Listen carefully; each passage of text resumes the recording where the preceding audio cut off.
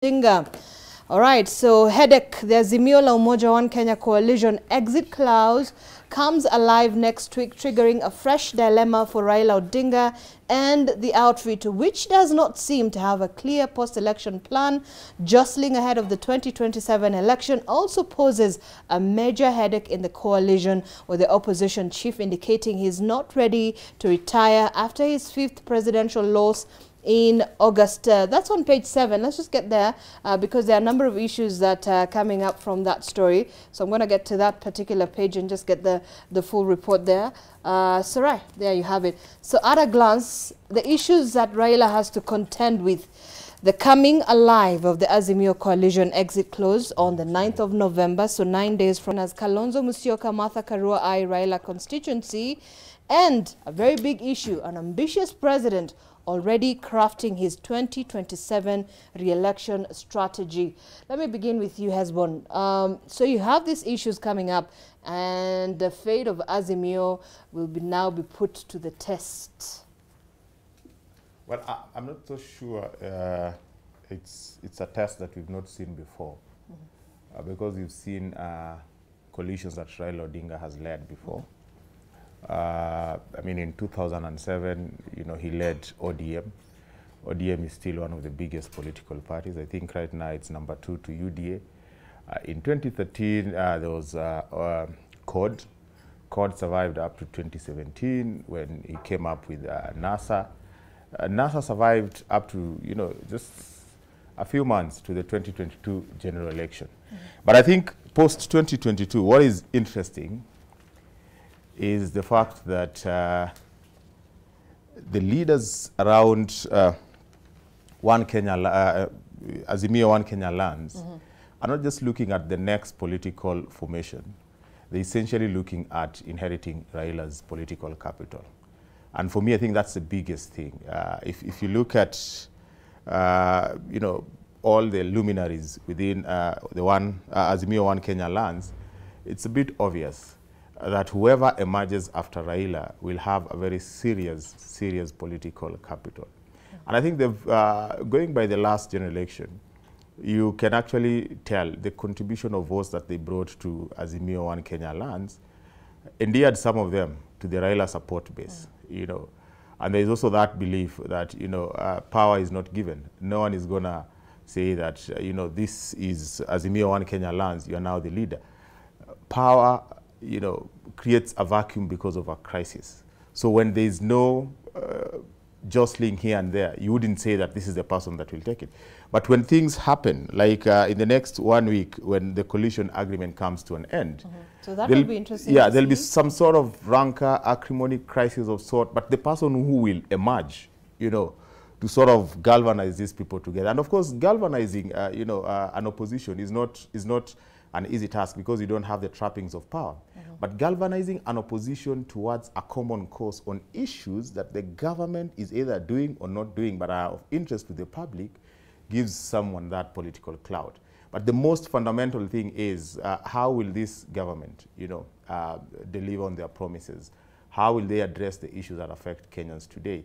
And if they don't, how can we, how does someone come from Azimio One Kenya lands and distinguish himself as the champion of the people? And if that person manages to distinguish himself and inherit Raila Odinga's political capital, they'll manage to galvanize Azimio One Kenya lands. All right. Dismas, let me get your thoughts on the fate of Azimio post-2022 moving forward. Well, I like what Owila has indicated. It's given a very good history. However, as we approach the November 9th, there's unlikely to be any major movement because people wanted to leave Azimio la Umoja One Kenya Alliance, left a long time ago, and they've already identified with Kenya Kwanza. And any politician hanging around Raila Odinga hoping to inherit his political capital will be committing political suicide. Because in African traditions, you do not inherit anything from a man who is still alive. You have to wait for him to exit before you go for any inheritance.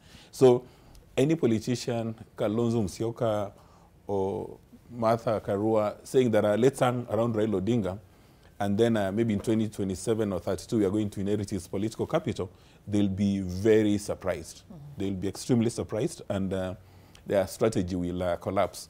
But moving forward, as a very strong nation, what Mr. Raila Odinga needs to do is, number one, do an audit or a postmortem to establish why he lost in the presidential election when all the ducks were, you know, aligned in one neat row. Ask him why he failed, and ask himself rather why he failed. And then number two, open up Azimio or ODM to democracy, because this political party has never had elections. So probably they need to have a free, fair, and credible grassroots election so that their voters or their membership can actually determine who's supposed to be running the party. Now, if he does that, then it may make sense. But most important, he needs to have a strategy for both Azimio and ODM. Although Azimio is going to collapse shortly, so he needs to have a strategic plan for Azimio. And you know, parties all over the world, on a regular basis, they have their conference. Like recently in China, there was the Communist Party had a week-long conference. In UK, the Conservatives, Labour. In South Africa, ANC. All of them meet on a regular basis to ask themselves, why are they in existence, the raison d'etre for their existence, and they need to do that and have a strategic plan. But the best advice for Raila Odinga right now is to have that conference, have grassroots elections, and then put together a succession plan. Because, you know, there's a thin line between Raila Odinga and ODM and Raila Odinga. So he needs to have a succession plan so that people can start identifying who is the potential leader for ODM.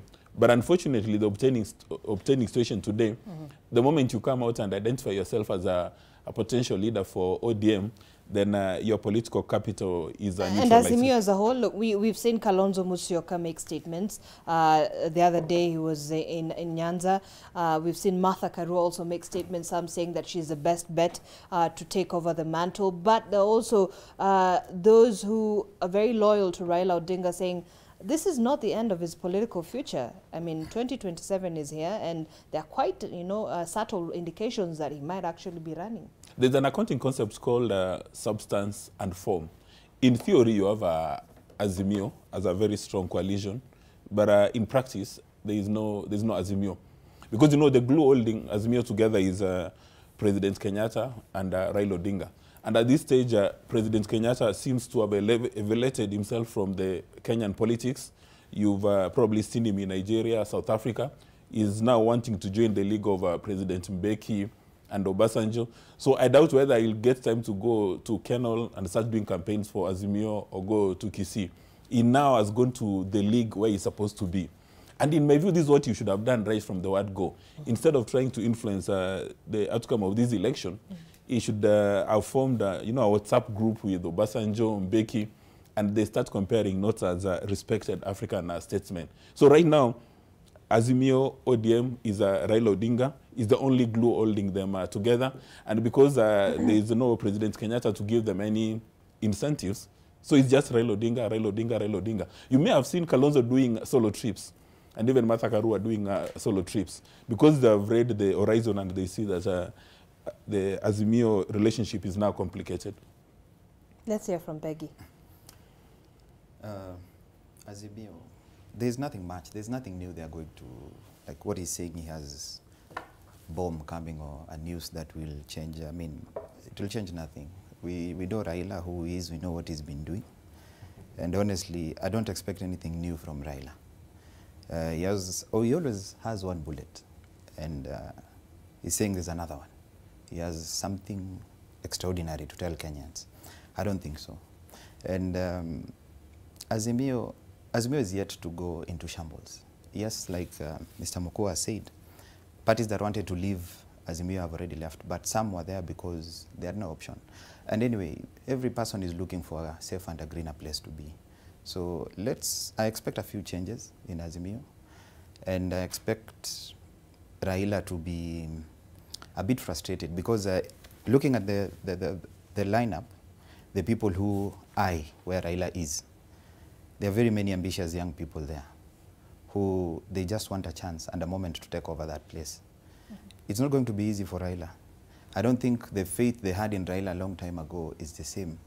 They're also realizing that they can take the mantle, to lead. So yes, we are going to see quite a few things ahead of us. Although then, let me quickly add to what he has indicated. Again, we can't take away something from Raila Odinga. He's referred variously as the Enigma, Agwambo, Tinga. He's got this huge capacity of reinventing himself.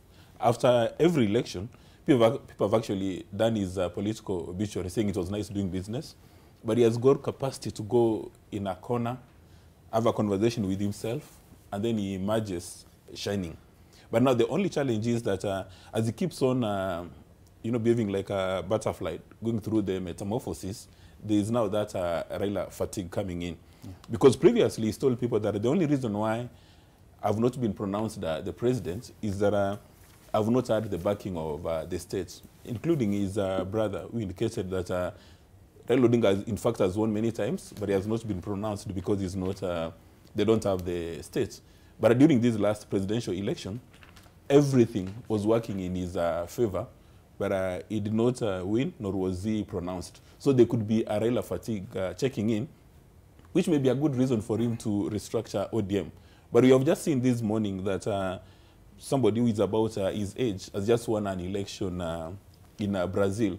So even for people who are saying that maybe he's a bit too old, he may not have capacity, we have seen a 77-year-old gentleman winning an election. So it may be too early for people to start dancing on his grave because, he has this unique capacity. He's got a rare talent for that.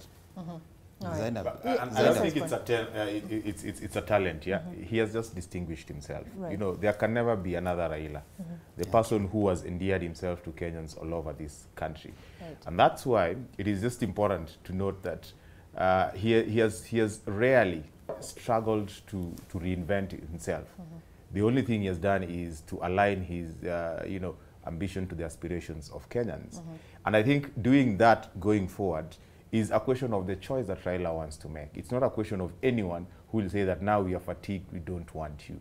If Raila makes a choice, he makes a choice that resonates with so many Kenyans because he has built that tradition of identifying with the common man. He was fighting for Kenyans when fighting for Kenyans had consequences, and consequences were detention, consequences were disappearance, And that is something that you don't build in a day, and you don't say that it's a talent. Talent is nurtured. He has nurtured that tradition. All right. Let's just move forward from that story. Yet another story here that continues to develop and intrigue Kenyans and the world as well. Medics conducting second post-mortem on Pakistani journalist find a bullet. Well, 8 pathologists conducting a second post-mortem on the Pakistani journalist who was killed in Kenya last week found a bullet lodged in his chest. Nation can now reveal. The pathologists from the Pakistan Institute of Medical Sciences said they had found a metal which they later identified as a bullet when they conducted the post-mortem on Wednesday last week. After Arshad Sharif's body arrived in his home country, they handed the bullet to police officers in Pakistan. Now, key figures here, 30, that's the duration of time in minutes that it took Arshad Sharif to die after he was shot. He was 50 years old, a journalist when he was killed. The pathologist saying the first post-mortem was conducted 2 to 3 days after the journalist had died, and the body was taken from the International Hospital in Islamabad by 2 police officers only identified as Ramna and Shabazz. And of course, in Kenya, pathologists said the journalist was killed due to a gunshot between the shoulder and the head. The chief government pathologist, Johansen Odwar, telling Nation that if a bullet is found in a body during a post-mortem, it is usually removed and handed over to investigative officers. So this is still a matter that is under investigation. Remember that the Kenyan police have maintained that the journalist's shooting was a case of mistaken identity. They also claimed that the vehicle in which he was a passenger was signaled to stop, but instead started speeding off. So that's what we have. It is still an ongoing investigation. I don't know, Dismas, you want to comment on this particular issue? Or we just move on? I don't have sufficient capacity for that story. Correct. Yeah, I haven't studied it into detail. Right. But as it is, there remains many more questions than answers. Right. All right. Husband? I think Dismas being the risk analyst and saying that he doesn't have sufficient information. But I think for me, from just a media perspective, I think this is a story that the media needs to keep following and give Kenyans more information on, because I mean it's not something to take lightly. Getting to understand the deeper details of the story is very critical. All right, let's move forward. So we do have another story here, and Ruto allies hang on to hope of clinching at least top state jobs. And so you have a number of faces there: Hassan Omar Sarai, you have Rashida Chesa, Isaac Ruto, Cleophas Malala, Okoth Obado.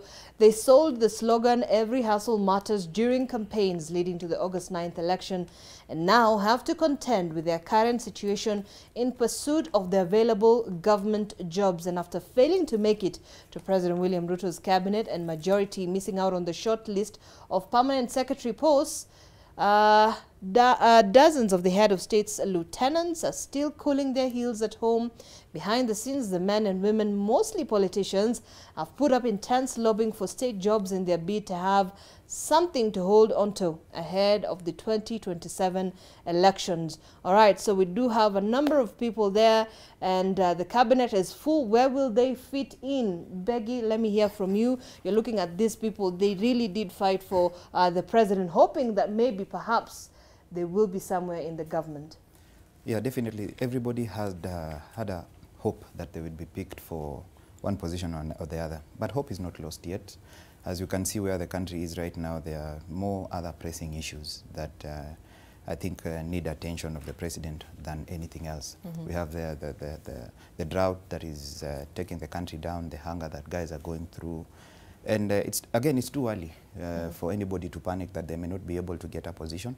If they really deserve, I'm sure the president will take note and will definitely know what to do, because I'm sure he knows each and every one of them and their potential and where they would fit best and where they would serve best. So it's too early for them to lose hope, and it's too early for anybody to feel or think that the president has let them down. I think there's priority in everything in life. Do we necessarily have to have all the men that, you know, helped the president in his campaigns be part of his government?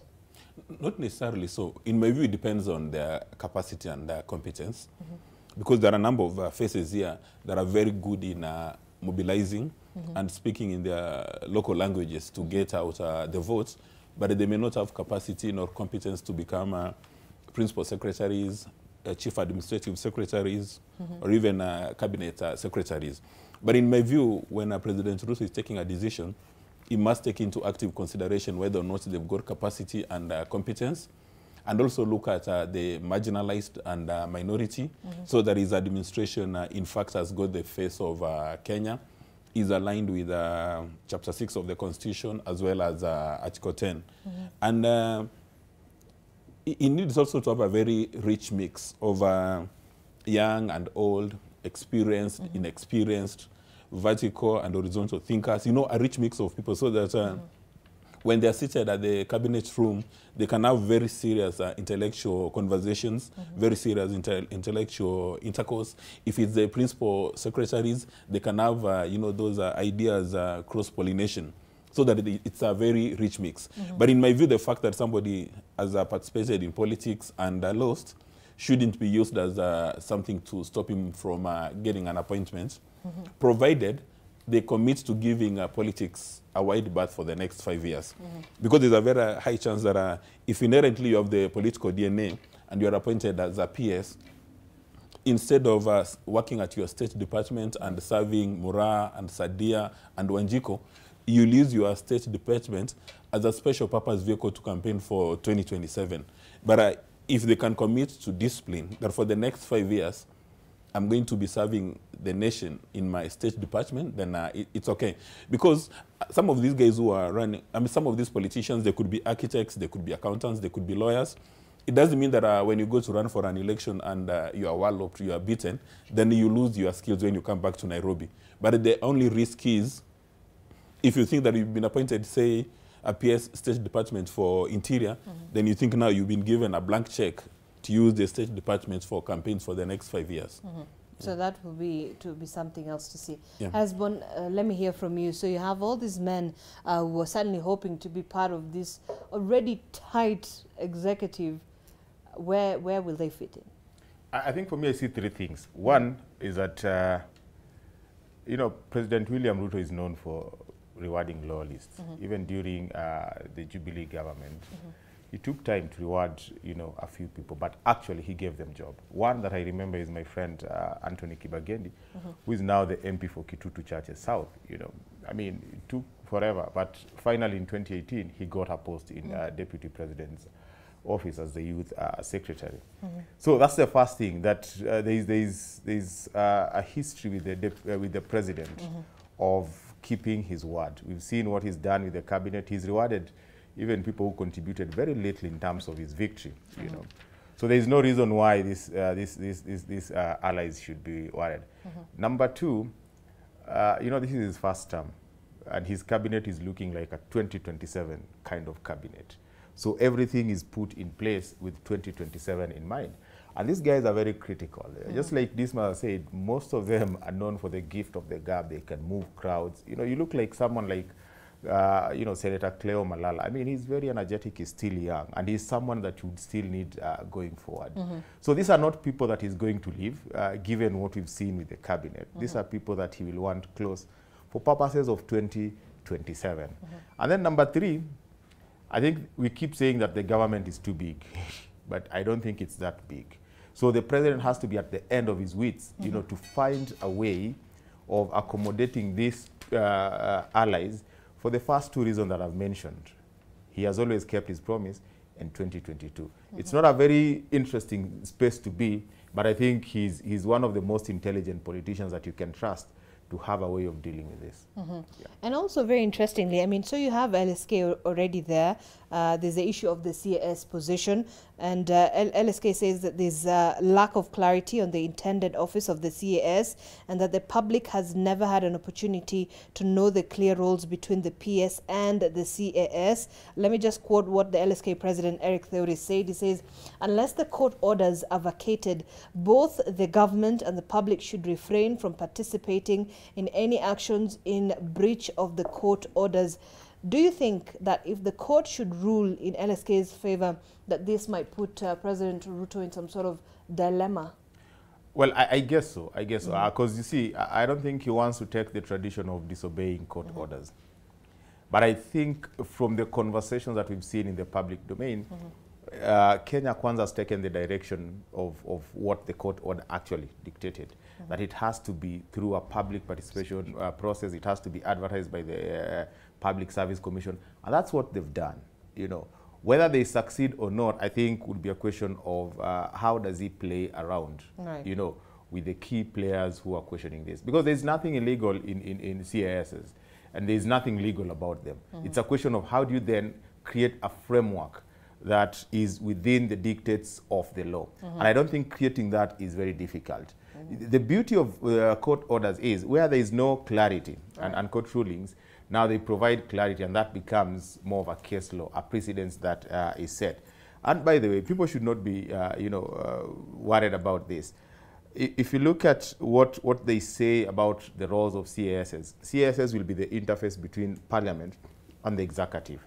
And I think if they succeed, it would be very easy for them to accommodate some of this, because these are technically politicians. Creating that interface between the executive and what is happening in Parliament will not be a big deal for them.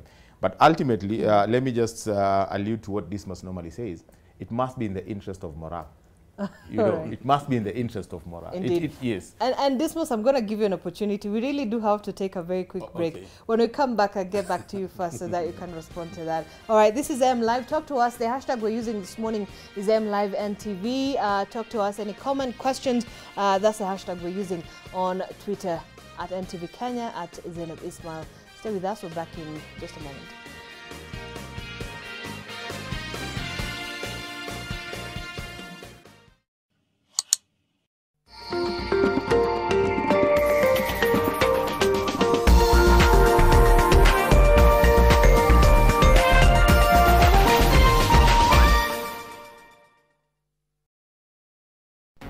Learn in a minute, brought to you by Nivea Lumina 630 Anti-Dark Mark Serum.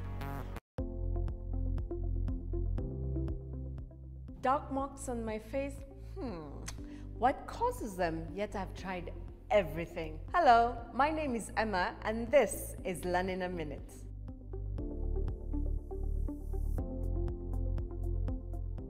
Dark marks are caused by different factors such as sun exposure, skin inflammation, for example, acne breakout, aging, or hormonal imbalance, leading to melanin imbalance and appearance of dark marks on the face. Let's start with dark marks from hormonal imbalance. It mostly affects us ladies and can be in the form of hyperpigmentation during pregnancy, where a lady's skin complexion completely changes. But panic not. Solution iko. You need a serum that regulates this hyperpigmentation and also prevents any reappearance. I'm thinking Nivea Luminous 630 Anti-Dark Marks. It starts working from day 1 with visible results in just 2 weeks. My name is Emma and this is Learn in a Minute.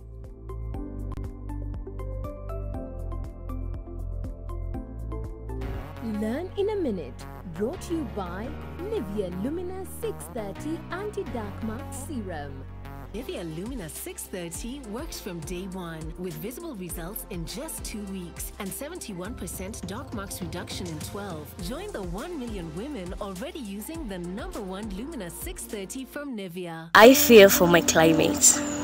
I fear for my environment. I fear for my people. And I fear for my life.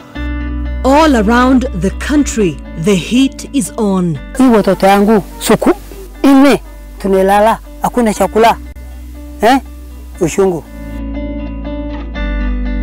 Nasema Mungu huyu haje wewe na mimi. Njaa mwalimu, njaa. Wengine wanazimia. And the life and death choices facing governments. What is Kenya's plan? And can global leaders find a solution? We are alive to the challenges of drought. This week, NTV begins the journey to COP27 in Sharm el-Sheikh in Egypt, with special reports from the ground and expert views on the road ahead. That's on NTV, where climate action matters. No, but where did you write the answer, kijana? Ndio hii hapa chini number 6. Lo, salale kijana yangu. Umeandika kwamba the square root of 72 is Jesus as the final answer. But it's true, he does. Kijana, he is you. CRE bwana. What is this in number 6? Oh, there the teacher asked the wrong question. That is why number 5, you deleted the question and asked your own question. Ni mwalimu aliset vitu wa kufunza so nikamcorrect. Maajabu. Yes. To get report book by Skiza na Nation and Flacco, dial star 812 star 807 hash. Skiza na Nation.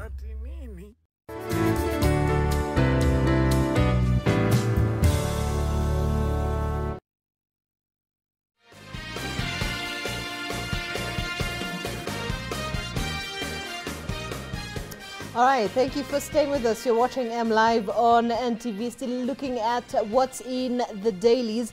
And now, Dismas, I was going to give you an opportunity to perhaps give your last statement on this issue. Yes. So in case the CAS position is if the court orders that it is illegal and unconstitutional, then what happens to, you know, providing that opportunity for the president to appoint some of these other men? Yeah, or even if that matter is going to stay in the court for a while, and you know, such kind of matters can be in the courts for even 5 years. He has a unique opportunity to create another office, probably an assistant cabinet secretary, and ensure that it goes through public participation, through the Public Service Commission, so that everything is in order for him to accommodate these gentlemen. But at the end of the day, as Owila has indicated, that an office created in Kenya, right. Any person appointed into office, they must always be serving the public interest and national interest. Because it's not just sufficient to reward somebody for being very active in your campaign, but during those 5 years, they must work and secure our national and public interest. All right, let's move forward to another man here who is suddenly perhaps we'll be watching out for. With an eye on 2027, Kalonzo rejects Ruto overtures to join the Kenya Kwanza team. The Wiper leader maintaining he would not join the current administration as his close allies push him to start preparing for a duel with President William Ruto in 2027 in what is understood to be a bid to create the impression that he's the man to beat in the next general election. Musyoka predicted the president would intensify his efforts to court him to bag the Ukambani bucket. The region voted overwhelmingly for ODM leader Raila Odinga, who was the Azimio la Umoja presidential candidate in this election.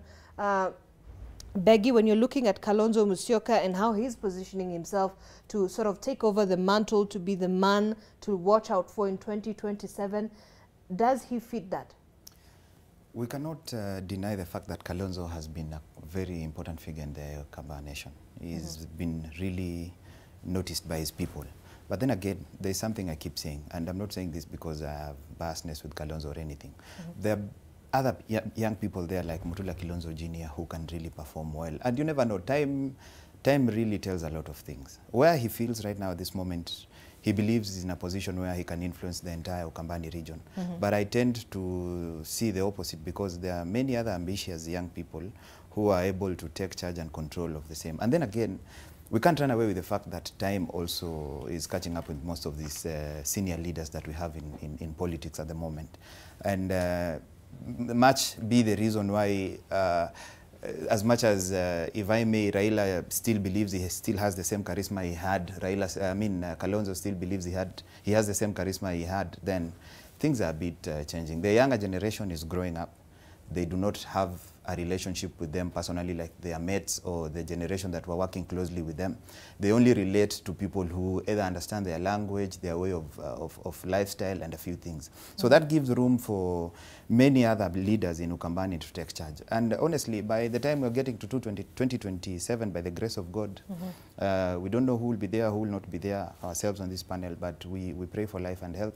I see a lot of change in politics, and I see a lot of new faces coming up in Ukambani region who will be able to run that region really well. Hesbon, what is your view of the position that Kalonzo Musyoka is hoping to chart his way and just position himself with regard to opposition politics? So we've seen that there have been statements from the president hoping that Kalonzo Musyoka will join the Kenya Kwanza team. Kalonzo saying no, I am firmly in the opposition. Well, the first thing I fail to understand is we have a president and a deputy president who keep saying that we want a very strong opposition. And then they also have these overtures, fishing people from, the alternative government. I don't want to call it opposition. For me, that's contradictory. That if they want strong, why would they go on looking for people from opposition? So it's good to hear what Kalonzo's response is and what he says about these overtures. That the cause is more important than the position. So if Kalonzo believed in the Azimio One Kenya Lands cause and is steadfastly aligned to the cause of Azimio One Kenya Lands, it's a good thing for this country because then we have very substantive voices that speak to what the government is doing that may not be in the interests of the public.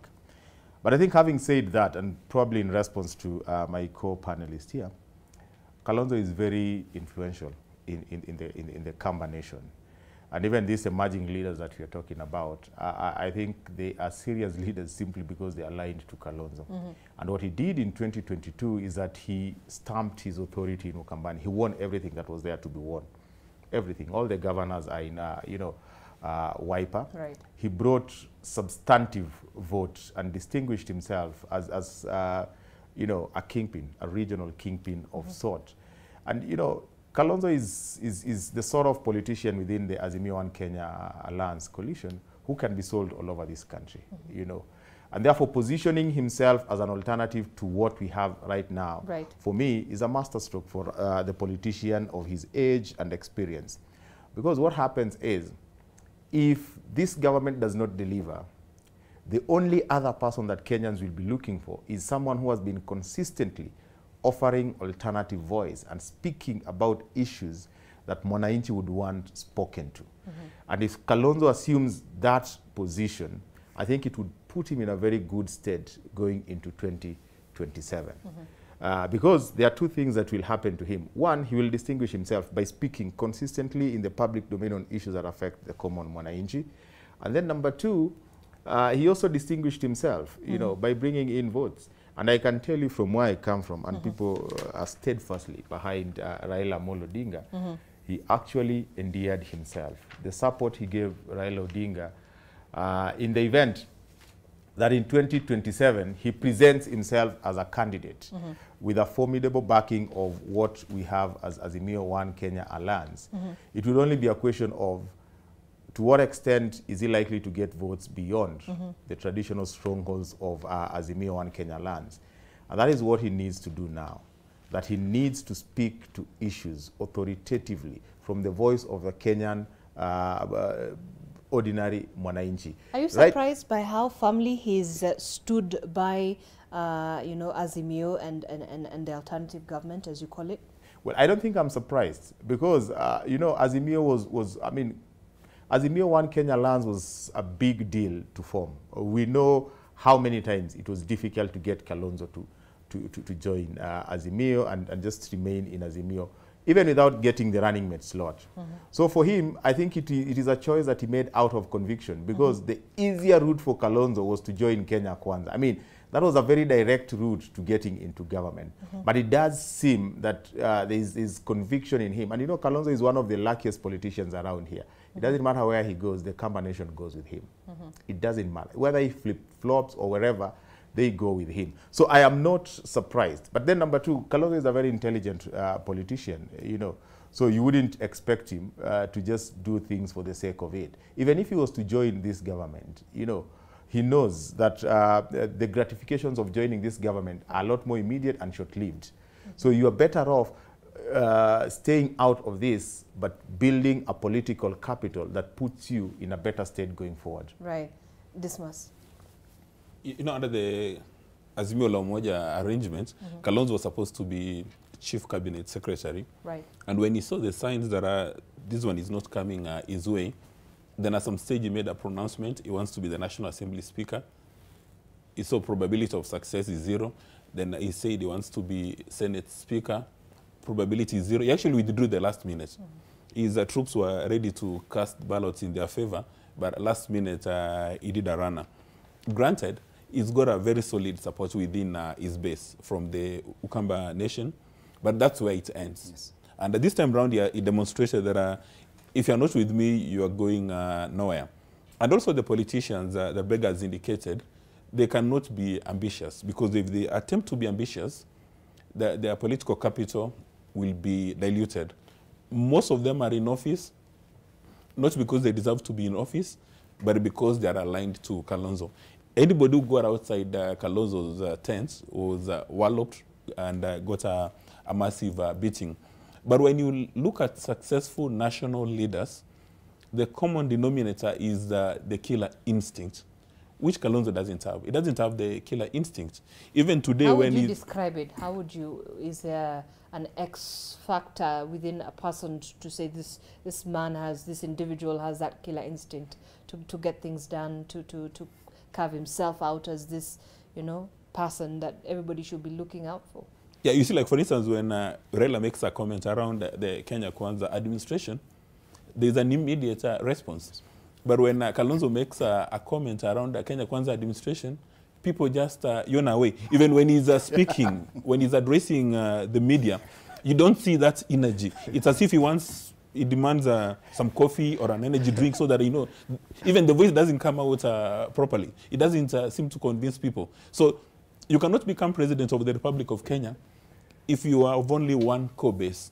And what my other panelist has indicated, that he may inherit Raila's votes or political capital, tall order. And I doubt whether Raila Odinga is prepared to even attempt or think to say that you've been with me for a while, so I'm going to give you this political capital. No, and also there is evidence in Kenya. There's evidence in Kenya that political capital is not like, it can be measured in a kilo. that my political capital is what? 10 kilos, chukua ndio hii enda na. No, people will be looking at what are you talking about? And then, even right now, when he tries to check on Kenya Kwanza, he just gives a general statement. Like a few days ago, he said, I oppose GMO. But he did not give substantive reasons for opposing GMO. So I doubt whether he's got that DNA, that killer instinct, which can make him, you know, cover any good ground. Zainab, Right. if I may. Yes. You see, no, I'm not saying this without information, but even the Raila team does not regard Kalonzo. You'd see last time when he was not yet ready to join Azimio, the way they spoke, whether he comes or not, we don't need him. So it does not mean that Kalonzo has influence beyond Ukambani. Honestly, he does not have influence beyond Ukambani. And what Kalonzo is just doing right now is show face to be able to be relevant in a small way that he thinks will have an impact to the political atmosphere that is happening right now. Nothing much. So as Moko has said, Kalonzo has know what it takes to be able to step out of Ukambani and will votes of the people beyond Ukambani region alone. He's not able to do But it. is it a fair assessment, Hezbon? It's a very fair assessment. Well, actually, just ask yourself, if Raila Odinga today says that tomorrow morning at 10 o'clock, I want to have a meeting at Uhuru Park, it will be packed to the rafters. If Kalonzo says tomorrow morning I want to have a meeting at Uhuru Park, he'll probably find himself Even his alone. people will not come. I do not know that, and Even if I don't people think will not that's, come. Wait, you know, we are that's a talking about preemptive kind of assertion, I believe, right? We are talking about a politician who, in 2002 to around 2010, was looked at as someone who would take over from President Kibaki. We are looking at a politician who has a very strong political party in this country. And you see some of these things that we talk about when you call a rally at Uhuru Park. Those are dynamics. I mean, calling a rally at Uhuru Park is totally different. It is not a measure of how good a politician is. And it's not a measure of what will happen in a presidential election. A presidential election takes so many dynamics. Who knew that, you know, Raila and Martha Karua would have a very strong ticket going into an election? But let me say this. You know, it is not like Kalonzo will just emerge and inherit Baba's political capital, you know. It is the things that Kalonzo has done and the things that he has to do. And I think the point I made was, one, he endeared himself. He endeared himself by bringing in votes, even after the drama that we had before he joined Azimio and Kenya Lands. Right. And then number two, it is not that would make him formidable. It is what he will do between now and the next general election. So the ball is on his court, you know. And, you know, saying that guys in Azimio don't have regard for him, I think is missing the point. You know, in politics, what happens is you have different players. You have guys who are talking to him silently behind the scenes to tell him, boss, you know, we need you. Right. We need you. But you also militants who are saying you either join or bust. You know, that is the nature of politics. That is what happens. That is how the Kenya Kwanza formation was formed. And let me respond to Dismas about, you know, he doesn't have the killer instinct, you know. Yes, that one, you know, yes. You know, for you to win, you don't have to have the killer instinct. I know Dismas is not a football fan, but sometimes when I was in campus, Liverpool had this striker called Florence Sinama Pongol. He was the kind of striker that would cause bubbles around the goal mouth, but he rarely scored goals. But the days he scored, he took Liverpool to the Champions League finals, and they won. So all these things that Kalonzo is doing, maybe it is preparation for that final goal. The day he will take a shot, it will be game shot. Zainab, Right, yes. Kalonzo is not new in politics. He's been there for long. What is this that is going to do that is unique from what he's been doing earlier? What is this that is going to do that is going to bring a big change that Hezbon is talking about? What do you need as a leader to be able to bring about, to bring voters behind you? You need charisma, you need finances, you need goodwill. It's a long order. Does really Kalonzo have all these things? Some he has, some he misses. Why? All this time, he's been there. You know, I appreciate Raila because he's been able to move issues with or without finances the way he's seen. I've never seen Kalonzo at that spec at any given time. In fact, Kalonzo was depending on Raila's shadow. He has always been the second. He's always been the second option. Why always the second option? If you can stand out alone and be the best, why not? But if you believe in yourself that you can be that person, what has he been waiting for? He would have proved the point. You know, I totally agree with him. You know, that if you look at you know, what has happened in the past, he doesn't have that gravitas that Raila has, that President Uhuru had. He doesn't have the stamina that we've seen and the political intellect of the president.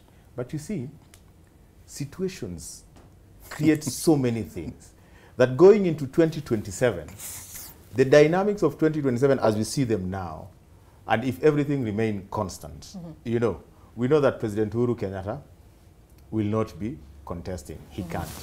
But he has political capital. He is still very influential.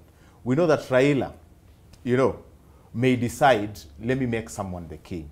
Just those two forces. But can you inherit political You capital? see, let me tell you, no one has ever inherited any political capital. Even the Jubilee capital that President Uhuru Kenyatta and Ruto built, Ruto did not inherit. He had to create. You see, Raila did not inherit the political capital from his dad. At no point did his dad say that this is the heir apparent. He had to fight himself to the top. You see, has Kalonzo managed maybe to that is Kenyans that he can do that? You see, it's not a question of Kalonzo managing to convince Kenyans. It is what Kalonzo has to do if he's serious about 2027. That he has now to endear himself to Kenyans and start speaking to issues. And then number two, he has to play within the Azimio framework so that within the Azimio framework, he is seen as the first among equals. If he gets that support and he works himself and distinguishes himself in the eyes of Kenyans, what would stop him from being a very serious political candidate? I think the reason why he has always played second fiddle is because of the clout that Raila has had, the clout that President Uhuru amassed and became the president. And what happened? You know, the Hustler Nation came with a force that has overtaken, not just Kalonzo, by the way. You know, there are people that we are not talking about, but their political careers as far as the presidential race is done and dusted. Because they were sucked into Kenya Kwanza. In the pecking order, there is no day they will be ever formidable. Let me not mention their names. This must very quickly, and then we move on. You know, when you're looking at the argument positioned by Owila, Owila says that President Kenyatta has got heavy political capital, but this political capital was not seen in Azimio la Umoja, did not translate to votes for Raila Odinga. And in my view, the probability of President Ruto securing another term under the circumstances right now is extremely high. And Kalonzo's probability of running for president and winning under the current circumstances is usually compromised. In fact, I can dare venture that among the people wanted to become president during the last election, probably Mr. Jimmy Wanjigi stands a better chance than Kalonzo Musyoka. Because Kalonzo Musyoka has been around the block.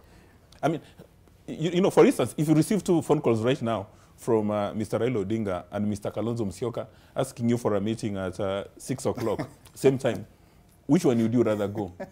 And no, Raila Odinga, Jimmy Wanjigi, and Kalonzo Musyoka asking you for a meeting at 6 o'clock. Which one would you rather go? The answer is very obvious. So there has to be a certain eureka. But that's subjective, I must say. Yeah, you know, the world is depending most of the time is very subjective. On interest and many other factors as well. Yeah.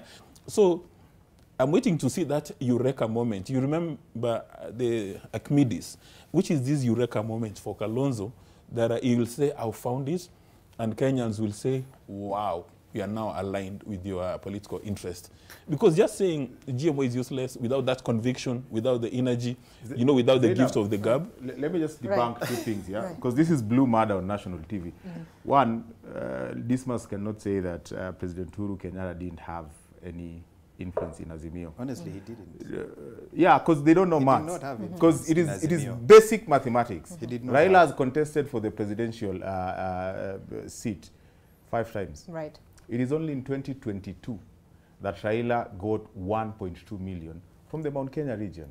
So that did not come from Dismas or my friend here. You see? Yeah. No, but they are the same people who will tell you that heckling in national TV is not allowed. You see, they are the same people who will tell you that Martha did not even get votes in his constituency, you know.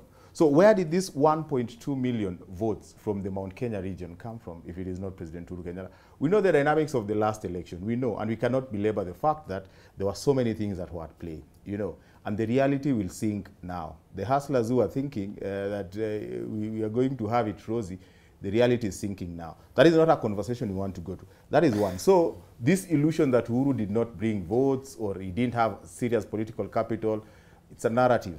And it is a Kenya Kwanza narrative that is perpetuated by Kenya Kwanza apologists.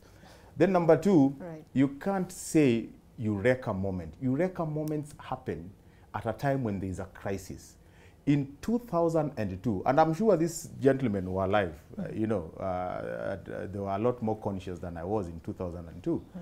Who knew that Kibaki was going to be a serious presidential candidate? No one.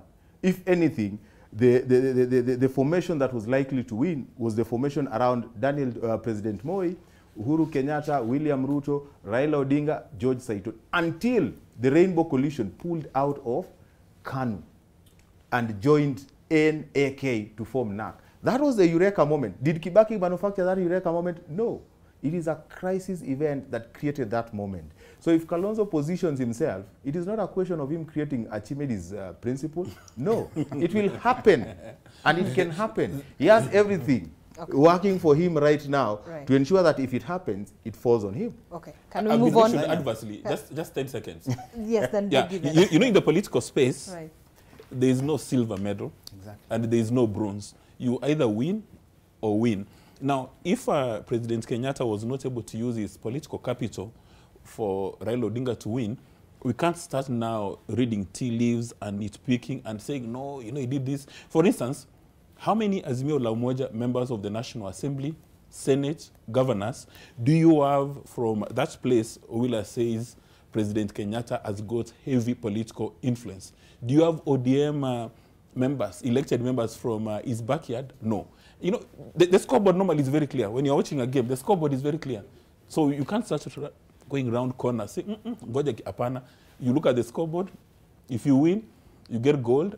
You become president. If you don't, you lick your wounds. This part is twisting. We are talking about votes. We are talking about votes. We are not talking about winning. Okay. We will have another discussion on the nitty-gritties of what happened. Okay, and we're going to come back to that because we're looking at Azimio in Mount Kenya and the fate. Mokwa just spoke my mind. The only way you'd tell the influence of a leader in a region is by the number of leaders you have in parliament and the Senate.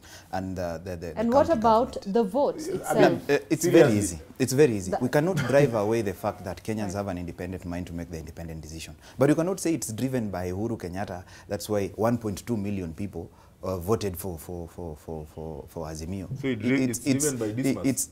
It's the same way people voted. It's the same way people voted in Kisumu. It's the same way people voted in Kisii and many other regions. It was not driven by anything, but they believe of what they have in person.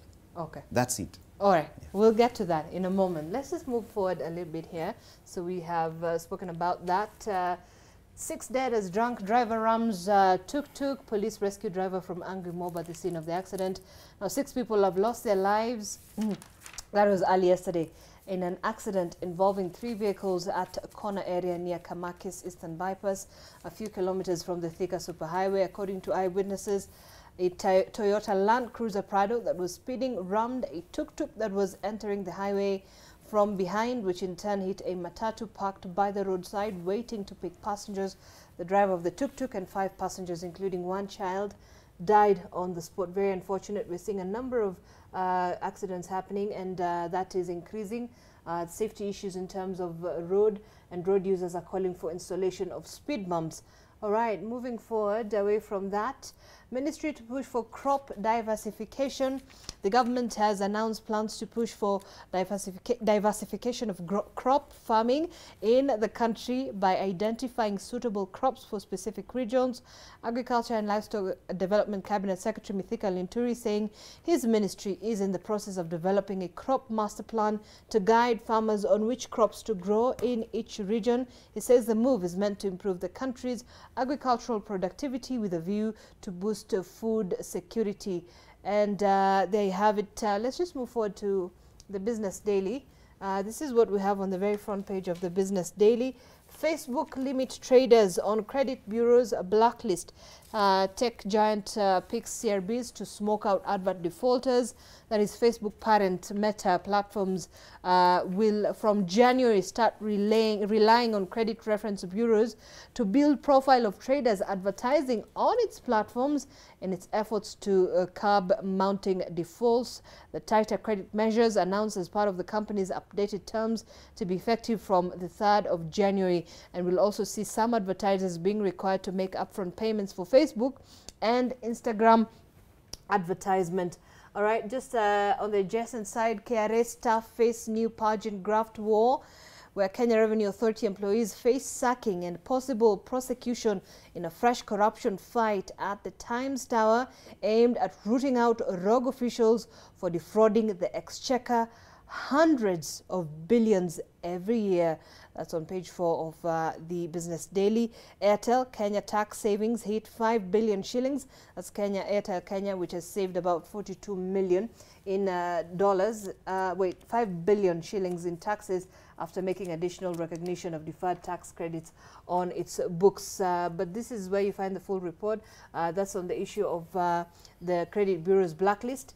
And here you have, okay, very interesting actually, if you wanted to just look at the tale of former Court of Appeal judges' checkered tenure as the government's chief legal advisor and the strained relationship left behind for the new administration to repair.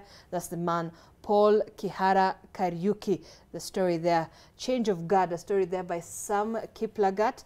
I don't know, Dismas, you want to mention, have you checked this report? Have you read it? I haven't read it into detail. Right. But there are people who accuse him for not living up to the expectation as the chief government legal advisor, that as a result of his errors maybe of omission or commission, he made President Kenyatta a laughing stock. Because it's always there's this recurring situation where we've had some sort of strained relationship between the executive and the judiciary. So there's that, and a lot of people have blamed him for that. Yeah, but outside that, they say that a number of President Kenyatta's administrative decisions or interventions that would have the outcome would have been positive had he received legal advice. That he probably didn't do that. But however, again, it may not be fair to blame him entirely, because you know, advisors suffer no risk. Right. So you can give your client advice,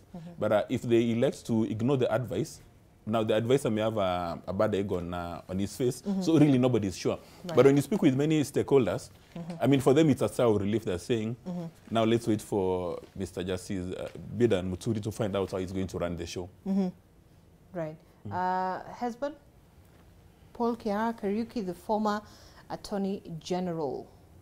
And also, before Husband comes in, he is said to be the only Attorney General who didn't make an appearance in court. That he was not proactive on these issues.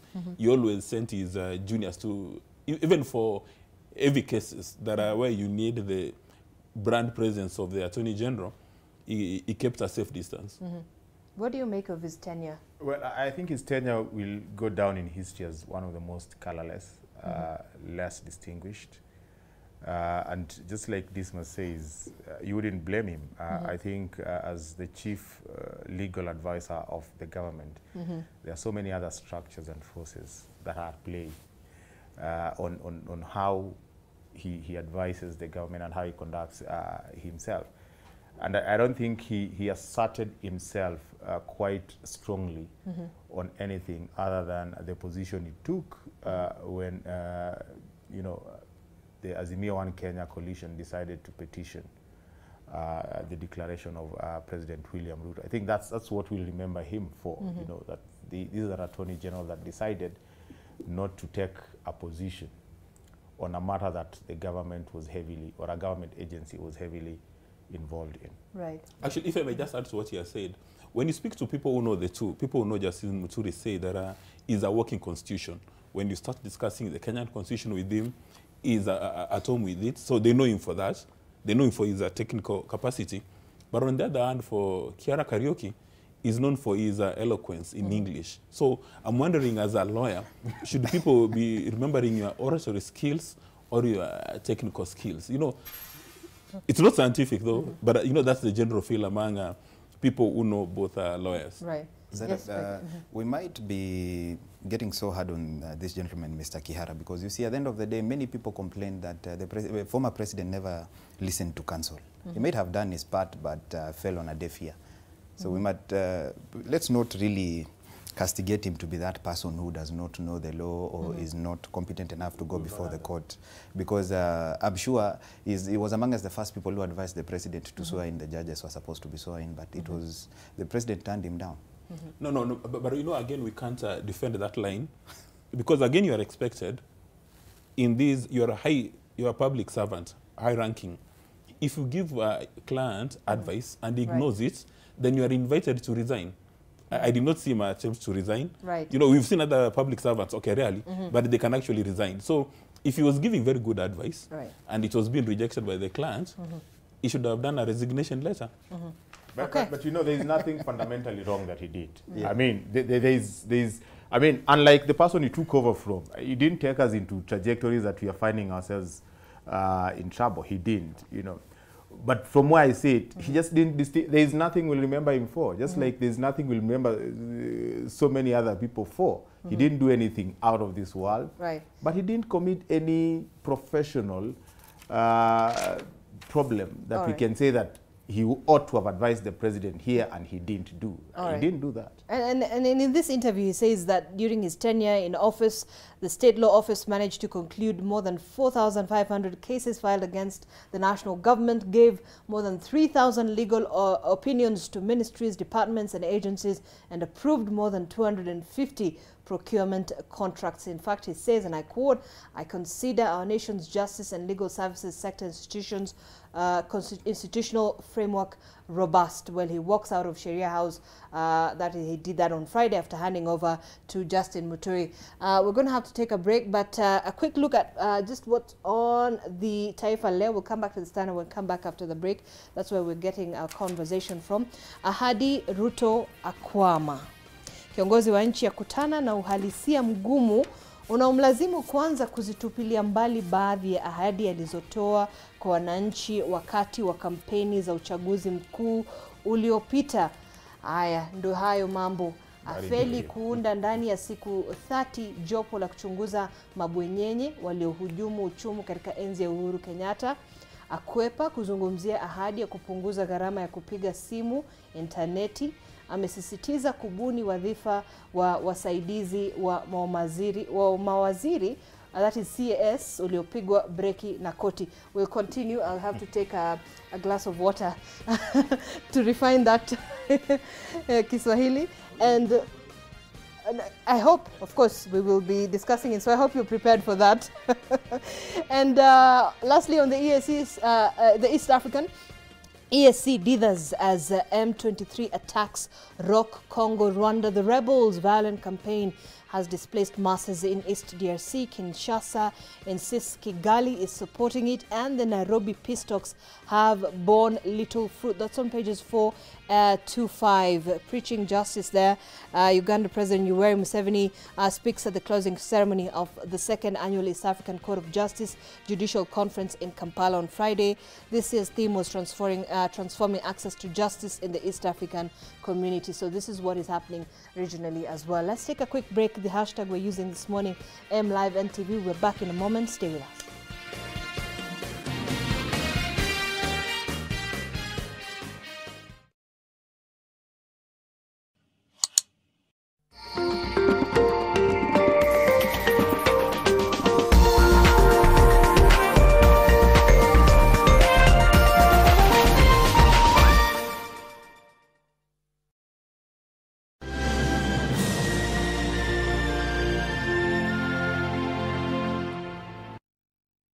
On my dark marks, I've tried everything from A to Z, even vitamin C, but hardly any results. Nivea Lumina 630 works from day one, with visible results in just 2 weeks and 71% dark marks reduction in 12. Join the 1 million women already using the #1 Lumina 630 from Nivea. Who are this year's top 40 under 40 men winners? The men who led, inspire and motivated others to innovate and invent for the future. on the 31st of October this year. Finally, know them by name in the top 40 under 40 winners pull-out inside your copy of the Business Daily. Business Daily, more possibilities. Weeks after a new directive by Kenya's President William Ruto reverted all imported sea cargo clearing services back to this port city of Mombasa, shipping lines are now busy filling in new orders to lease or sell containers as demand rises. I'm here to find out what this means for the country's economy. I'm driving down a busy Johannesburg road, and we're currently at stage 6 of the load shedding. And as you can see, it's quite dark. The traffic lights aren't operational, and basically all the light that we're seeing right now is coming from other cars. And it's quite a sad indictment of the current state that South Africa currently faces as a result of this consistent and persistent power cuts. This is hoped to be the first rocket to be launched from the African continent and into the galaxy. It's called the Troposphere 6. We want to dream like others. We want to participate in the technological development of our country.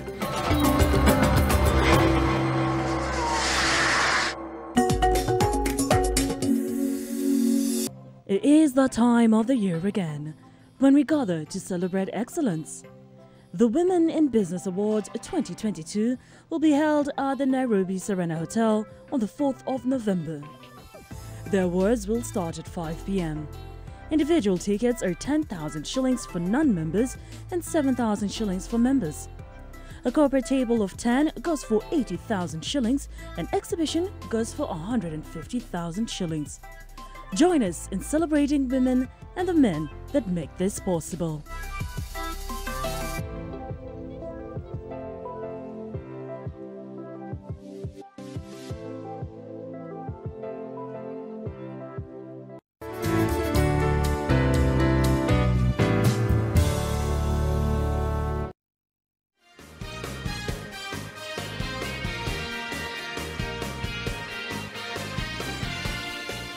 All right, thanks for staying with us. This is M Live, and we're still continuing with our discussion this morning. But as we continue the discussion, this is what I want us to touch on. It is on the front page of the Standard. Unions oppose Ruto plan to hit salaried staff.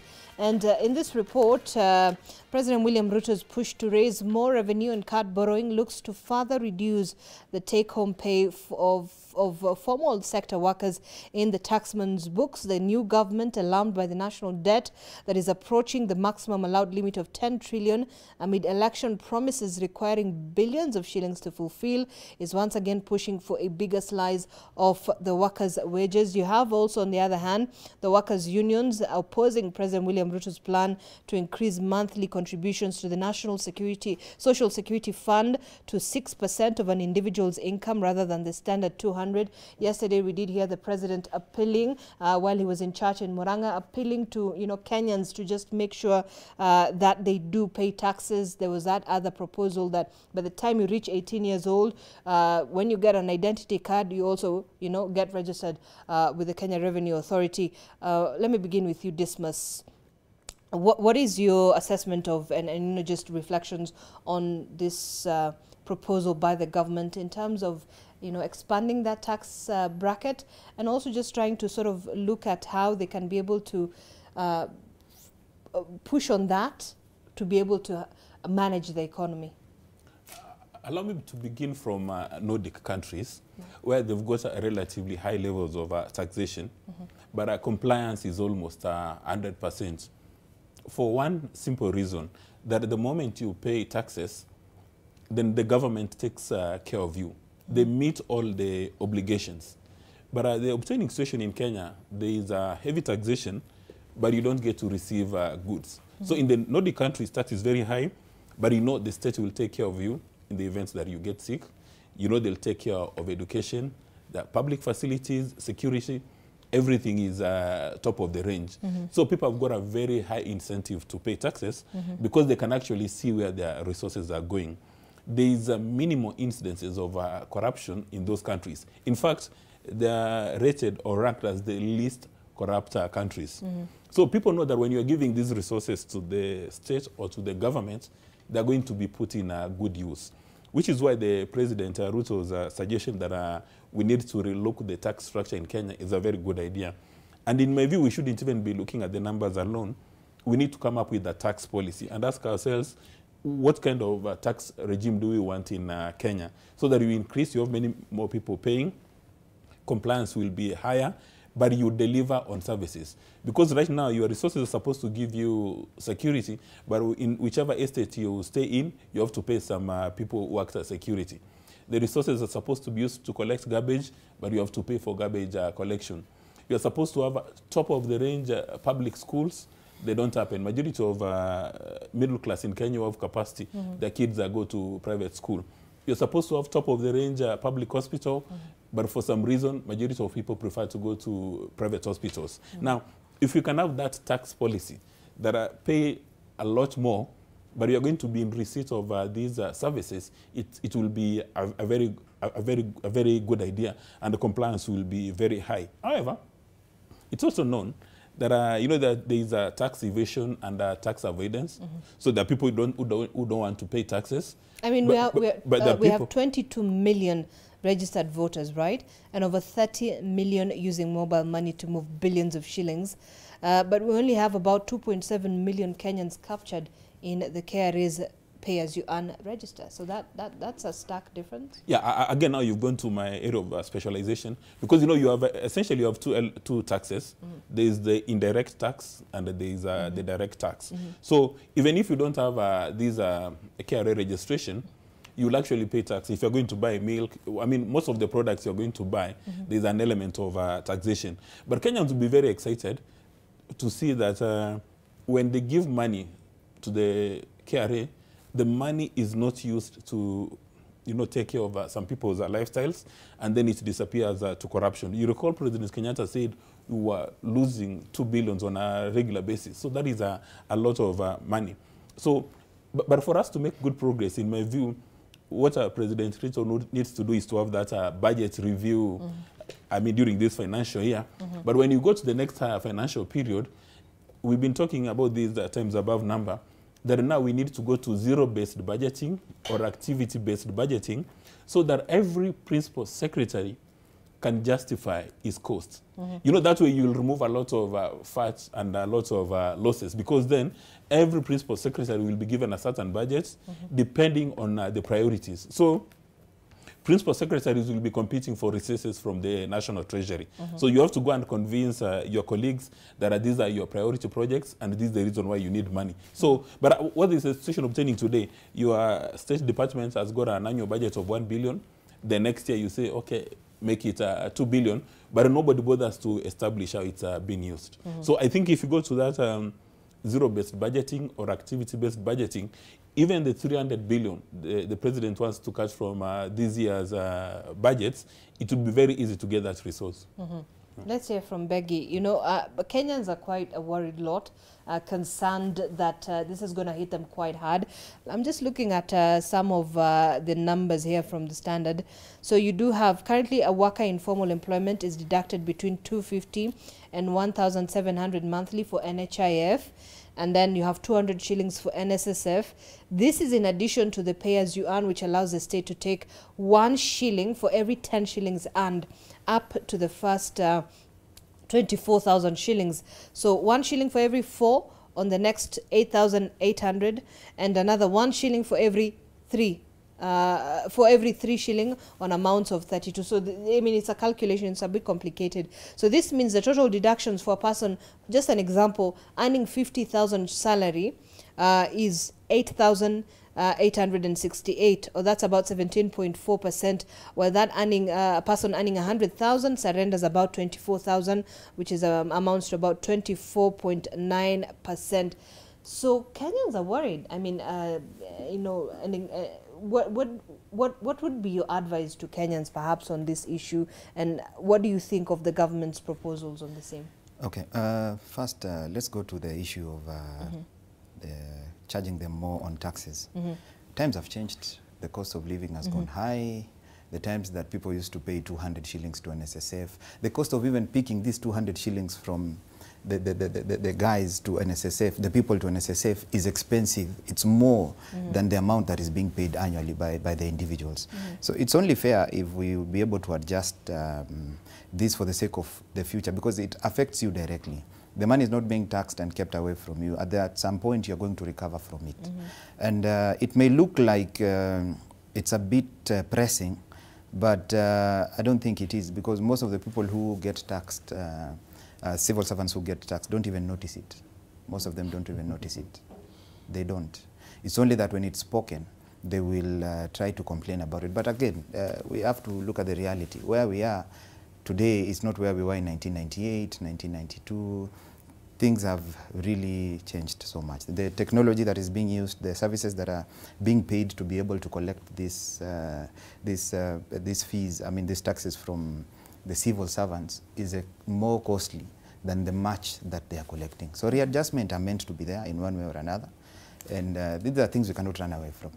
Yeah, the cost of living, even for people who are not employed, is equally high. So it's not fair. It's not fair for everybody. So we all have to adjust and accept this is where we are at this moment, and we have to see what to do about it. Yes, husband. I think that's the reality.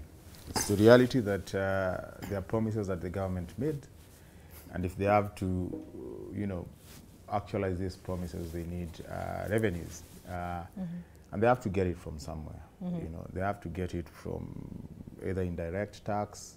And increasing indirect tax is actually the most difficult, because then that means that the cost of food goes up almost immediately. Or get, you know, the direct tax where whatever you earn, they pick some money. But I think having said that, you know, the reality and the promises will be put side by side. These are the promises that were made, and this is the reality that you're living with. And when you look at the reality of taxing Kenyans more, it will raise questions on what is the fidelity to the promises that you know, the establishment made when they were looking for votes. Now that this is what they are doing, and I think that's a political question for Kenyans, because politics is essentially that: competing interests compete. When they win power, they are evaluated on the basis of how they have delivered. And I think Kenya Kwanza will have to deal with that. How this will pan out to the long end, for me, doesn't look like it will align to what they promised Kenyans. Because, you know, you can only, I mean, the number of Kenyans who are earning 100,000 plus is, I think, 2.9% of the guys who are paying pay as you earn, just 2.9. And you see, that is the only population that you can say can adjust. The population that you can actually say that because things are tight, they can, you know, do away with certain wants and just stick to the basic needs. But you see, it also tells you, if it is only 2.9% of guys who are paying tax who earn more than 100,000, it tells you that most of Kenyans are actually at the point where they can only afford the basic needs. So that adjustment, you know, that language of adjustment for them doesn't work, because you cannot tell someone who depends on ugali to adjust. Adjust on what? Now start eating fewer meals, or stop eating ugali and eat what else? You know, that adjustment is a very difficult thing to tell most Kenyans. And then number two, I think even if you are to increase these statutory deductions, I would understand NHIF, I would understand NHIF. But I think that communication does not come out clearly, that to what end are we making these additional contributions? Because NSSF, for instance, is a statutory organization, and we are compelled to pay. But there are also competing private, you know, pension schemes that we can join. So if you compel us to pay, and it is a requirement, there has to be clarity. What is in need for us? So we'll contribute. There'll be enough float for the government, and you know, the economy will be liquid enough with you know, money from Kenyans. But that money is supposed to make money for Kenyans who are contributing. You know, so what is the gain if I'm contributing more via NSSF and not with other private, you know, pension schemes? what do I get? What is the value add for me as an individual and for us as a country? I think that has not come out. Right. I mean, there's a bigger picture. When you have that money and government has access to that money, it can grow that money, it can grow the economy. If it funds most of its project, then there is bigger return to NSSF. Right. But that is not communicated, and you know the problems at NSSF, that you make those contributions, but then the overhead cost of NSSF, getting your money when you retire has always been a problem, and that is in the public domain. So there is also that bit of streamlining that and helping Kenyans understand that. Right. But ultimately, I will say that the expectation of a normal hustler like me was that this government will focus on watu wenye wako hapa chini, tuwalete hapa, tuwapeleke juu, bottom up. You cannot continue taxing the people already paying tax and increase what they are paying and ask people who are not paying tax to get into the system. What governments do is that they incentivize. They provide a framework that helps people make money at an individual level. They help people do business, and people naturally, formalize the arrangements and get into the tax bracket. So unless we increase the number of people who are paying taxes, unless we see the way the government and is... I think that's what the government is trying to do, sort of to make sure that everybody who is not captured within that structure of paying taxes is now roped into that. You know, you cannot rope them. You need to incentivize them. You know, you need to help people just self-organize. I mean, you cannot tell someone who does not have enough money for himself to save. It's the same way you cannot tell someone who owns land and cannot process the title deed of that land to start paying the freehold rates on that land. You have to provide an incentive. And you see, for me, this conversation ought not to have started with taxing. This conversation ought to have started with, how do we operationalize the Hustlers Fund? How does it help the guys at the bottom do business so much so that they self-organize and they're incentivized to get into the tax bracket? Because if you're going to advance this money, and even if they're paying interest, like the president says, if they're going to pay interest, it is almost obvious that the fact that they're paying interest to the government, they'll get into the tax bracket. They're paying interest on what? Money that the government gave them to do business. So the conversation for me ought to have, and you see, most of these things probably started before the cabinet. And maybe there is hope that now that the cabinet is in place, I mean, they will think outside the box or without the box and find ways of starting by helping more people make money. You cannot build an economy by getting from the people who have money, but you can expand the economy by helping people who are not making money get income and a source of livelihood that is sustainable, so that you have a sustainable source of tax. All right. Yes, then yes. Yes, as Dismas. I think we should look at both the bottom line and the top line. For Kenya to grow in a strategic manner, in my view, there are three things we must do, and people are not paying attention to these into great detail. We must position Kenya as the destination for FDI, so that we get multinationals coming to do business in Kenya. Those are the guys who will assist the hustlers be subcontracted and create opportunities. So you get multinationals coming in, you know, the ICT giants, all of them coming. We want to be hearing that a company coming from Silicon Valley is investing $1 billion US. Then now the economy will start growing. Number two, we catalyze our exports so that we sell more tea, we sell more coffee, we sell more roses. That is the income coming. And also now, Dr. Mutu has got a very interesting department called the diaspora. Some countries like Philippines have got a deliberate strategy to train their people for the international market. For instance, in Kenya, you have surplus teachers, even surplus nurses, even surplus doctors, meaning that they've not been employed by the public sector. Why can't we develop a good strategy of sending these surplus teachers all over the world?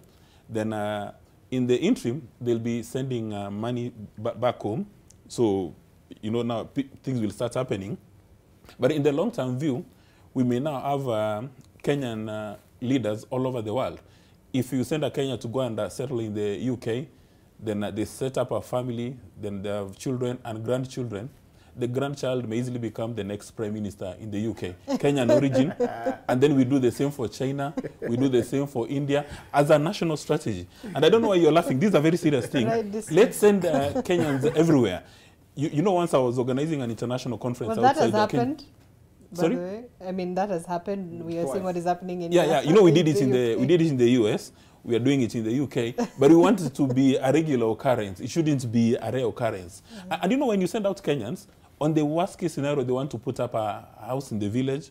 They want to uplift their family members, so they'll create opportunities. But also on the same matter, then Dr. Mutua must address the issue of Kenyans who are receiving a road deal in Saudi Arabia, so that again, when you come up with a policy, you tell people go work outside there, they must know that they have the backing of the government of the Republic of Kenya. That if you get into trouble, I mean, if you get into trouble with the law enforcement officers in those countries because you've done your mistakes, but you shouldn't, if people are harassing you for no reason of your own creation, then our embassies will come in and sort you out. Right. Yes, Beggy. You see, let me respond to Hesbon on the issues I was talking about, like the Hustler Fund. It is too early to preempt that the Hustler Fund is yet to happen or may not work in a certain manner. But I'd request maybe we give it time and see how it works, because I'm sure there's a plan on how they're supposed to deploy and see to it that it happens to increase the tax base to the people who are not able to either get a blue-collar job or the white-collar job. That means the majority of the people who are hustling outside there.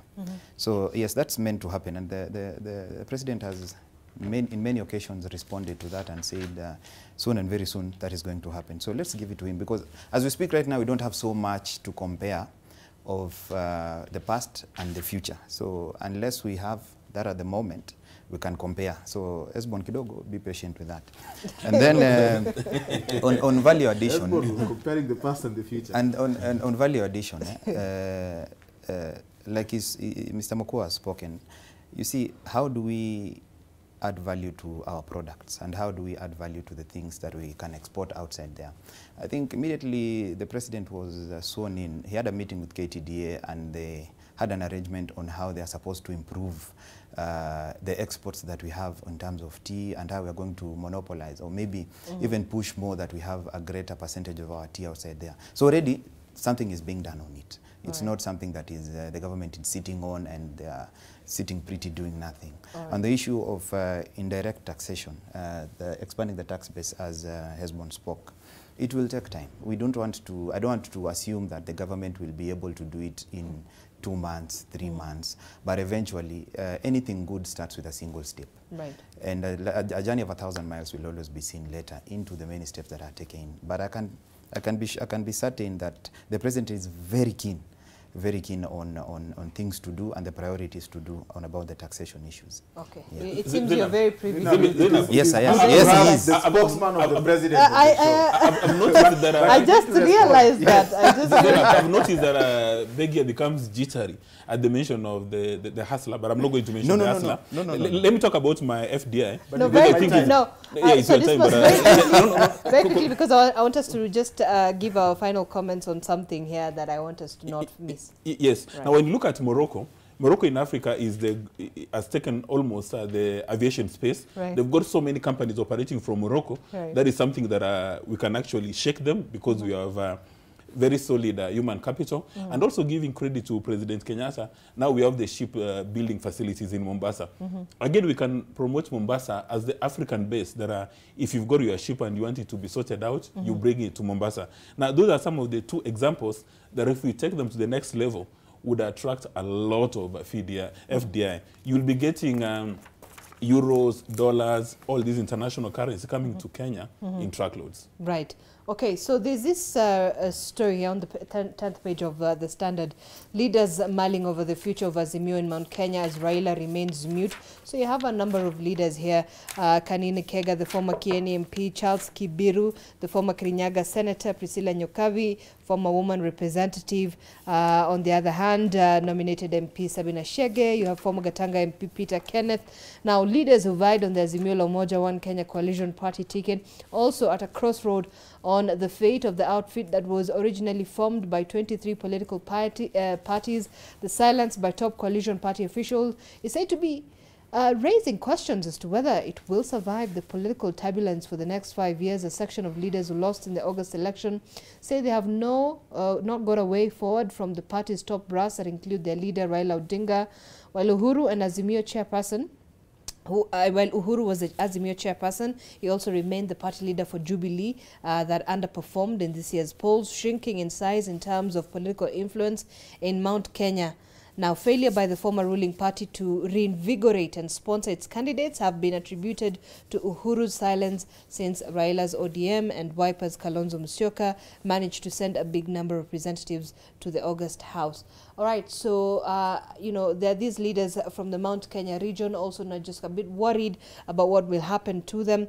Remember that Azimio, as much as it get overwhelming support, you know, interestingly enough, in the August election, there's that fate of that movement in Mount Kenya. And what does this mean for those leaders from that region that supported Azimio, at least in the next 5 years, come 2027 has been? Well, you know, in the last election, leaders from Mount Kenya region made a choice. And just to echo the words of Kanini Kega, they made a choice to either stand with the truth or to go with the flow. The ones who went with the flow won seats. The ones who stood with the truth lost. But, you know, it is better to lose because you stand for something rather than to win because you're flowing with the wind. Right. And if you look at what most of them are saying, especially the Jubilee Party Secretary General, is that they will regroup. Azimio will still remain strong and they will offer alternative leadership. Right. And for any politician who is in the cold, that is it. I mean, you don't have to build the nation because you won a position or you're in government. You build a nation by being constructive in the issues that are happening to the people because you wanted to represent the people. So things must work for the people. Well, there's a view as well that, you know, 2027 is quite far and, you know, interests shift and people change allegiances and, you know, formations form to other formations. Is it something that we're likely to see in the next 5 years? You know, that's the reality. That's the reality. But you see, your interests only shift to the extent that your interest is addressing the plight of the common mwananchi. Right. So if you look at what Honorable Priscilla Nyokabi is saying, that there was a thin line. I mean, either of Kenya Kwanza or Azimio was going to win. Right. But political parties and politicians who contested must stick to their lane. And if your lane was to address the issues that affect your people and you're out of government, you have to stick to ensuring that the government is addressing the issues of the people indiscriminately. Right. And that is a function that if they abdicate, I think the society, the Kenyan society, will be worse off. But to say that you know, there's glory in winning in Mount Kenya region if you're in UDA, or there's you know, lack of that glory if you lost, is to miss the point. I think these are leaders who made a decision. They made a decision to stick with President Uhuru Kenyatta and what they believed in, knowing that the wave, the yellow fever wave, was very strong. But there are leaders who decided we want to ride on this yellow fever. Right. And it's the reason why we have so many issues. I mean, look at what happened, what is happening in Meru County. I mean, people who voted for a governor who was aligned to Kenya Kwanza, and all of a sudden they realized that they got themselves into a ditch and they need to come out quite quickly. But having said that, let me also say that it is only important for Kenyans that these leaders stay the course. Whatever they believed was good for Kenyans can only be actualized if they stay strong and keep this government on toes. Right. This government promised so many things. And if there is no one, you know, to keep speaking to these things, not necessarily inside parliament, but outside parliament, and ensuring that the things that they promise Kenyans are in the public domain, they will get away with so many things. Okay, and we had Kalonzo Musyoka on Saturday saying that, look, we're going to form what we call a shadow cabinet to put in, you know, the government to account. So, you know, this is perhaps, you know, as Emir saying, look, we've strategically positioned ourselves as this, you know, formation. It's their right to do that, and it's expected of them to do that. Even better when they check government. It's not a bad thing. We will give it to them because it's what they deserve. But then again, coming back to this issue, like the way Mr. Kanini Kega is saying, if he wanted to get re-elected, would have just abused the former president. I would say that there's no truth in that. It's only that the yellow fever, like Desmond mentioned, was everywhere. People believed in the principle, the agendas of Kenya Kwanza, and they opted to change their mind from what they believed in before. Secondly, if Kanini Kega was performing and was a good member of parliament, there are so many other members of parliament who came back with the same ticket they went in with in Jubilee as well from the mountain because of how they performed, not because of the Kenya Kwanza influence or the Azimio influence. But so it's up to them. You must agree that that played a huge role. Yes, it did. That is the reality. But again, it goes down to you as a person. When you had that chance to sit as a member of parliament, were you able to deliver? Sometimes Kanini Kega must have found something to use as an excuse to his failure. It might not be the truth. It might be something else. That is the reality. Yeah. You know, when Kanini Kega says that he decided to stick with the truth and he got punished for that, he's suggesting that other political parties were not sticking with the truth, which is the propaganda. And then also a point of correction that the Meru governor, in fact, is not a UDA member. No, she's Kenya. I said Kenya Kwanza. Yeah, no, she ran on an independent ticket. Kenya Kwanza and the UDA candidate was Mithika Linturi, who is now a cabinet secretary.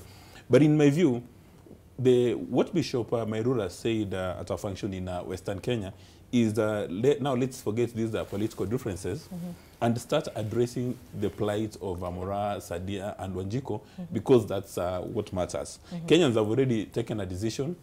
A good number were happy with it. A certain number was unhappy.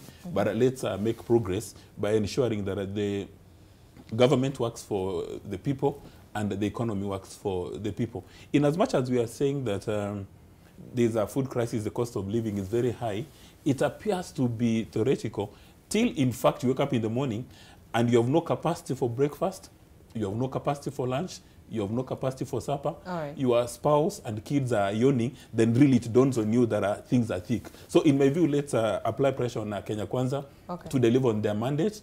And the silver bullet is just production. Reduce the cost of doing business, we attract FDI, promote our exports, promote our human capital, and in a short space of 5 years, all of us will be dancing to the bank and enjoying pepper steak.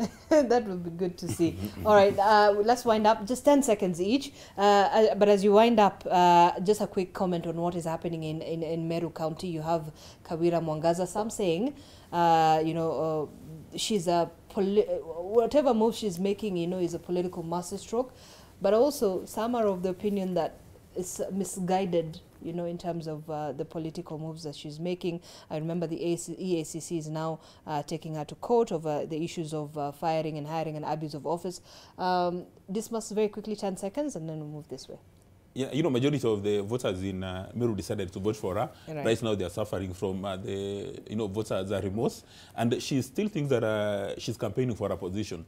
She has been given office.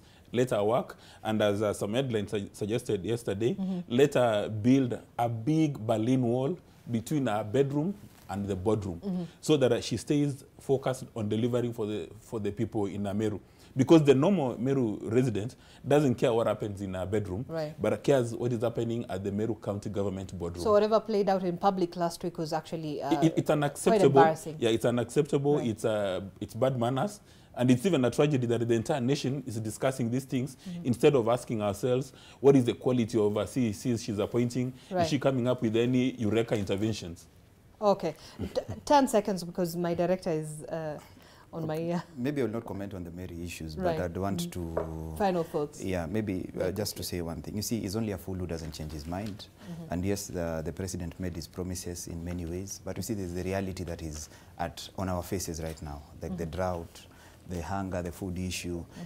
Let's allow this government time to see how they prioritize, whatever they want to prioritize first, than any other thing. Because we might push your agendas too much and lose the lives of people that you're supposed. It's important to protect the interests and the lives of the people. Then you can always go back to your agendas. All right. Finally, Hesbon, very quickly. I think the government is in good company, I must say. We have yes. subtle spokesperson here, but all right. But then, let me say this. I come from this school of thought that believes in win the election at whatever cost. But after winning the election, do what is right. Okay. So the reality has sunk. And I think there's everything going on for this government. They have the majority in the Senate, in the National Assembly. The speakers of both houses are from this government. They got all their CS nominees approved by Parliament, and they have everything going. All they need to do is make the most of the goodwill that they still have and deliver on Kenyans. The Kenyans who voted for this government overwhelmingly are not Kenyans like Hezbollah. They are Kenyans who refer to themselves as hustlers. I don't refer to myself as a hustler. But if they don't change the life of these hustlers, I can bet with 100% surety that Maliza Uende will come way early for them. Okay, and let's just end it there. I know you've rattled Dismas and Beggy, but we'll come back. We'll have to discuss that. All right, Hezbollah Novella, media and communications expert, Beggy Gesicho, political analyst, and Dismas Mukua, political risk analyst. Thank you so much, gentlemen, for coming in this morning for the weekend review. This is where we wind up here, but don't go away on your world. Winnie with Lubembe will be joining us shortly. She'll be telling us what she'll be discussing, so you want to stay tuned for that. My name is Zainab Ismail. Have yourself a good morning. Fantastic day ahead.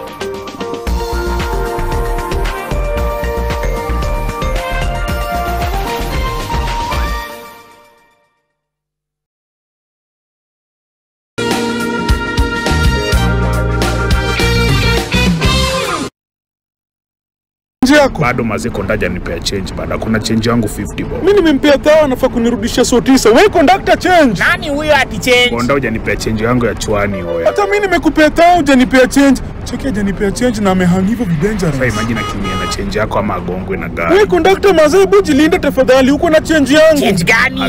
Wewe wachwani niko na change yako najua. Mimi nimekupea tao. Hujanipea yeye ni buda. Unadhani nimechi? Cheki nimekupea tao nikiingia mazee. Labda conductor mwingine sio mimi bro. Ndio maana mimi upenda pesa kidogo kwa matu. Wewe donda mazee nimekupea tao nikiingia. Tafadhali acha ukora mazee. Wewe wacha ukora buda sawa? To get conductor kukatalia change, dial star 811 star 928 hash.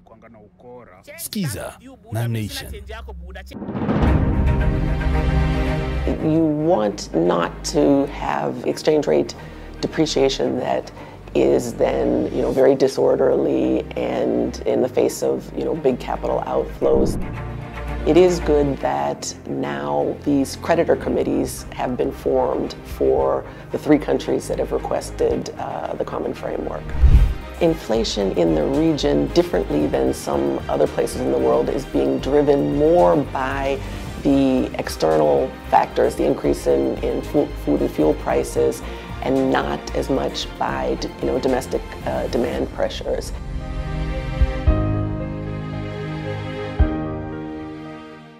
Who are this year's top 40 under 40 men winners? The men who led, inspire and motivated others to innovate and invent for the future. On the 31st of October this year, finally know them by name in the top 40 under 40 winners pull-out inside your copy of the Business Daily. Business Daily, more possibilities. Daring Abroad makes me dare. It's the only show of its kind in the world. And now, it's bigger. And even more entertaining and informative than before. Hapa kunaitwa Kakoe na inatubaba sana. From London to Jersey Island. Goma in the Democratic Republic of Congo to the scenic features of Uganda, the Pearl of Africa. And many more places abroad and at home. I watch Daring Abroad. I like the stories which people bring. Daring Abroad every Saturday at 7:30 p.m. with repeats every Sunday at 1:30 p.m. on NTV. Do you know why they call me sugar? It's because I bring the flavor, the heat, the spice and the vibes on Kenyan radio. When a song plays on my show, it moves from being a hot song to a hit to a classic. When I interview you, you become a household name. And for every brand that advertises on this show, they move from being a brand to the brand. If you want to be seen, felt and heard, you know where to be. This is the place every Monday to Friday on 96.3 Nation FM. It's the Nation FM Drive with yours truly, Anto, Neo, Soul. So kiss, mwah! Every other frequency, goodbye, and keep it right here, 96.3 Nation FM, where good music lives. It is the time of the year again when we gather to celebrate excellence. The Women in Business Awards 2022 will be held at the Nairobi Serena Hotel on the 4th of November. The awards will start at 5 p.m. Individual tickets are 10,000 shillings for non-members and 7,000 shillings for members. A corporate table of 10 goes for 80,000 shillings and exhibition goes for 150,000 shillings. Join us in celebrating women and the men that make this possible.